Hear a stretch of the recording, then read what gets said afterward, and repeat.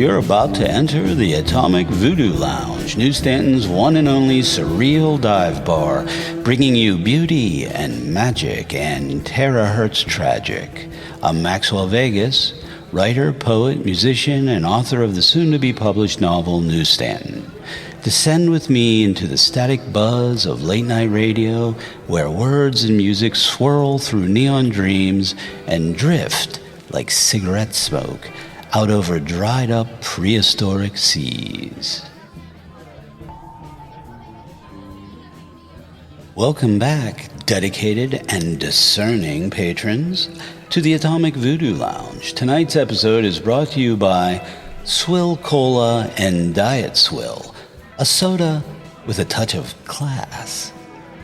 Tonight we have a few new six-word noir stories, a Maxwell Vagus tune, the cocktail of the evening, and the feature story, the Sea Maid's music. So fill a glass, sit back, and enjoy the twisted journey into the Atomic Voodoo Lounge's Velvet Night. For those who are new to the show, the six-word noir segment is my attempt to showcase constructions that tell a story or paint a picture or convey a feeling, all within the constraint of using only 6 words. Of course, here at the Atomic Voodoo Lounge, we like our 6-word stories with a hint of noir, a dash of speculative, a sprinkle of surreal, or just a touch of weird. And all of the above, if that's not asking too much. This episode's 6-word stories tend more toward the speculative, and the last 2 take direct inspiration from tonight's featured story, the Sea Maid's music.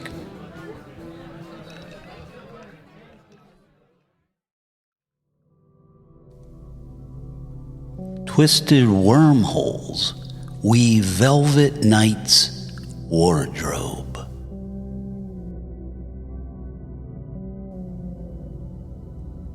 Zeno never traveled to point B.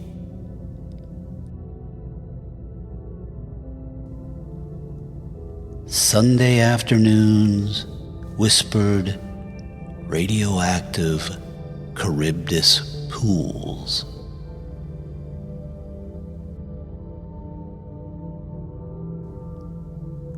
She sang the rude seas civil.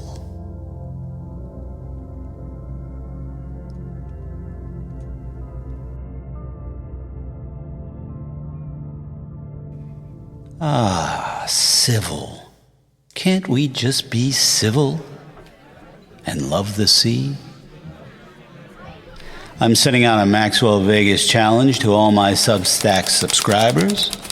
Try your hand at writing a 6-word noir or speculative noir or surreal noir and send it in for a chance to have it read on an upcoming episode of the Atomic Voodoo Lounge podcast. If you haven't already subscribed, do that and become an active part of the AVL community.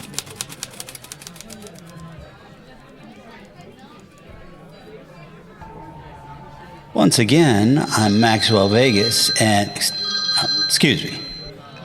Hello, this is the Atomic Voodoo Lounge. Maxwell Vagus speaking. How can I help you? Oh, Robert. How are you? Oh, I'm sorry. Tiki Bob. Yeah, interesting. Glad you called because I was just going to play a song that I wrote way back. One of my first, actually. And it's a song that inspired you. Tiki Bob. Robert Tyre. Robert the Bird. Whatever you're going by these days. I hope you're still transforming out there. Good to hear from you. If you're ever back in town, please drop by. I'll definitely do that. Until we meet again, keep doing what you're doing. So long. Sorry about that, ladies and gentlemen. Very interesting call. Right at the exact moment when I was going to play Tiki Bob, Robert the Bird calls. Well, Robert the Bird goes by several names. His real name's Robert Tyre. But this song, one of the first I ever wrote, inspired Tiki Bob, literally brought him into existence. And since tonight's featured story, the Sea Maid's music, is about a tiki bar, I thought this was the perfect opportunity to play you my first song, Tiki Bob.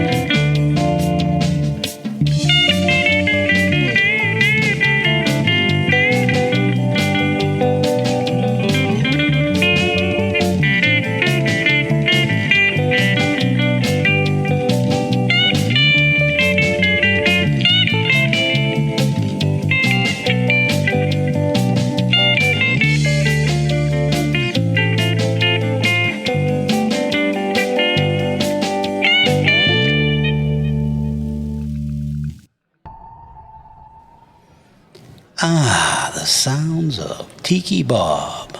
They really take me back. In fact, it's one of those rare miracles where creating something musical, something with atmosphere, inspires words. And those words, in a very real way, became my novel Stanton. The cocktail of the evening tonight is the Wish Killer. This drink will send you straight to the terahertz gap via the Tiki Gateway. It's called the Wish Killer because it obliterates the pain of wishes unfulfilled, leaving you neither here nor there, lost in the infinity between points A and B, but quite pleasantly so. Whether by the pool, on the beach, or at the kitchen table, slip into the tiki mindset with this simple concoction. And to make it even more satisfying, this recipe produces a double. Here's what you need. 8 ounces pineapple juice, 4 ounces dark rum. The Atomic Voodoo Lounge suggests Chum Bucket Royal Noir, the rum for one on the run, be it from a foreign armada or a faded red 78 Ford Granada. Little plug there. 2 ounces cream of coconut, 2 ounces orange juice, ice, and a few pinches of nutmeg. What you're going to do is add the rum, pineapple juice, orange juice, and cream of coconut into a shaker with ice and shake vigorously. But not too long. Then strain it into a hurricane glass or snifter over crushed ice. Garnish with freshly grated nutmeg and a pineapple wedge. For a kick, try adding some orange bitters. Serve with a straw. Enjoy the feeling of being without needing to be anywhere or anyone in particular. Try the Wish Killer tonight.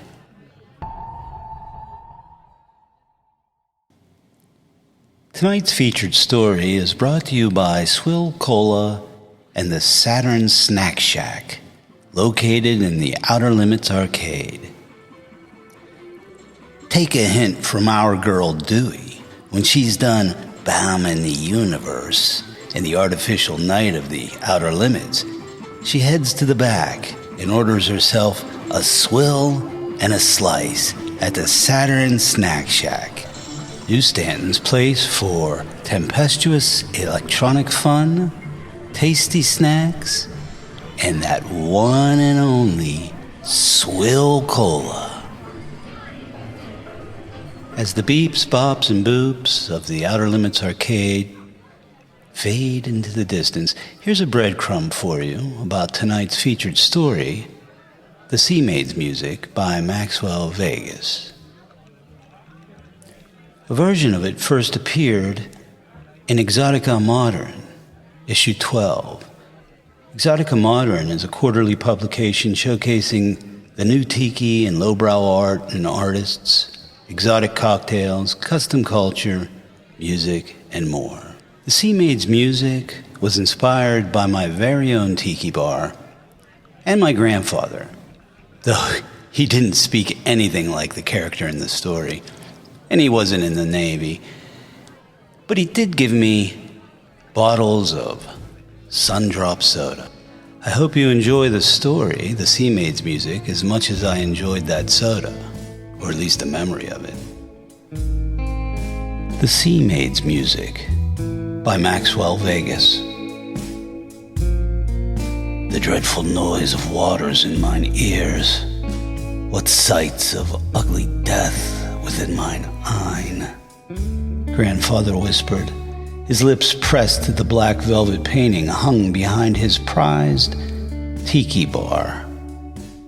He was the barkeep, more like an old sailor, the aged Dixie cup white hat upon his bald pate, gnarled hands playing apothecary, mixing, shaking, sampling elixirs. I sat swinging my legs, toes bumping the bar's bamboo facade, a bottle of Sundrop before me, while I stole glances at the old man mouthing nonsense into the void. Who was I to ask for explanation, clarification? It seemed unmanly to my 12-year-old mind. Best to just accept what was when 2 men were at a bar. The black velvet painting behind grandfather's tiki bar wasn't just visual. You could hear it. It reverberated through you. A phosphorescent dolphin crests the black light waves beside a tiny island.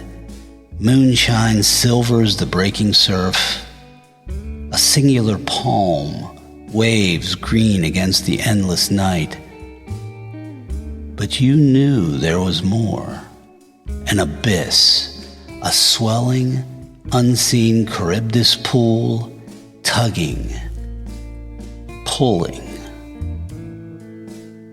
On untold Sunday afternoons, I heard that radioactive whisper as I explored the bar, sipping from mysterious bottles, The hollow tap of each bamboo strip, the creaking doors behind which swizzle sticks, cocktail umbrellas, tiki head coasters, and conch shells resided in the blackness, shut away in the silence of beggar's velvet. My grandfather had a penchant for a drink he called the Wish Killer. His bulging arms shaking the forbidden concoction, his old sailor's cap bent to the labor behind the bamboo. I would watch as he poured out the frothy potion, his thick fingers grating nutmeg as a garnish, and with a faraway look, he would salute the painting and sample his creation. "You know, boy," he'd go on after a second sip, "I served on the USS Enterprise." "Grandpap, nah, that can't be. The USS Enterprise is a spaceship, Captain Kirk." I would shake my head. "Where the blue skies meet the salt sea, the green one red, the burning oil and man-made thunder, flames and metal." He would trail off, reaching over the bar with another bottle of Sundrop. I pictured him beaming into the transporter room, Scotty at the controls, that tingling sound and the particles bit by bit forming grandfather's smiling face, topped with his favorite cap. Maybe it was different in space, I mused over my citrus soda. 1,000 fearful racks all scattered on the bottom. But then the rude sea grew civil at her song, he said, looking into the painting's black velvet night. And that's the last thing I remember him saying to me, alone and true, without the interference of the adult world. When the war was over, grandfather came back with 2 items, a painting and a tiki bar. My great-aunt Grace insists that he didn't bring them back, that they were here awaiting his return. Since grandfather left us, the house and his basement sanctuary now belong to me. As I descend the stair, a faint sea tang greets me with the sound of surf washing ancient sands. Under the black light, I see the painting, the faint scratch of an old Victrola's spinning melody. I pour the ingredients into the shaker. The scratch becomes a crackle. The crackle becomes the static of a late-night AM radio being tuned in the darkness. I drink and hear a voice speaking rhythmically in an unknown language, gently shifting into song. I look into the painting and notice that there is now a mermaid on the dolphin's back. This is her song, and the stars shoot madly from their spheres, overspilling the velvet night, and I know I must follow.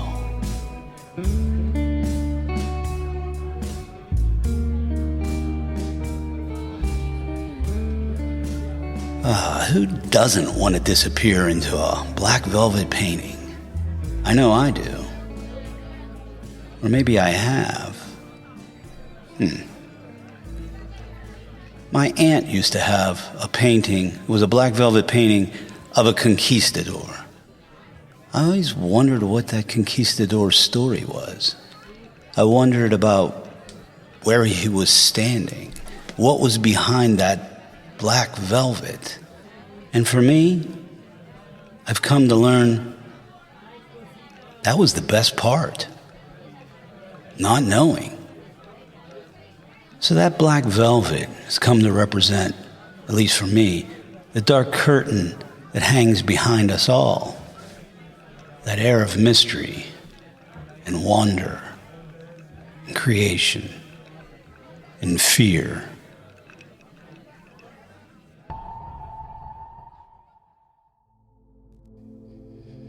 Coming soon from Heavy Sixer Productions, New Stanton, a novel by Maxwell Vagus. Mr. Harold Dean, a shady alcoholic, just woke up with one hell of a hangover at the Starlight Inn, New Stanton's dingy motel. The only problem is, New Stanton doesn't exist. Join Mr. Dean on this postmodern night journey through buried memories, liminal spaces, and treachery as he searches for his sole means of escape.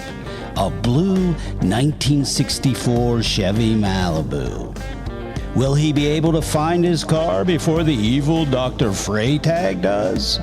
Can Mr. Dean trust a host of bizarre characters to help him solve the mysteries of his own dysfunction and accept that New Stanton is exactly where he needs to be?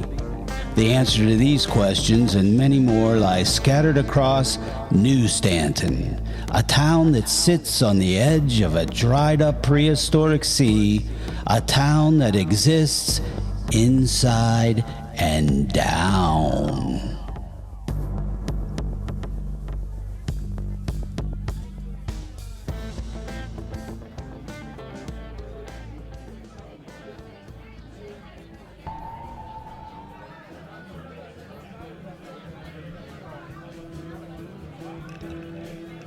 That brings us to the close of tonight's The Atomic Voodoo Lounge podcast.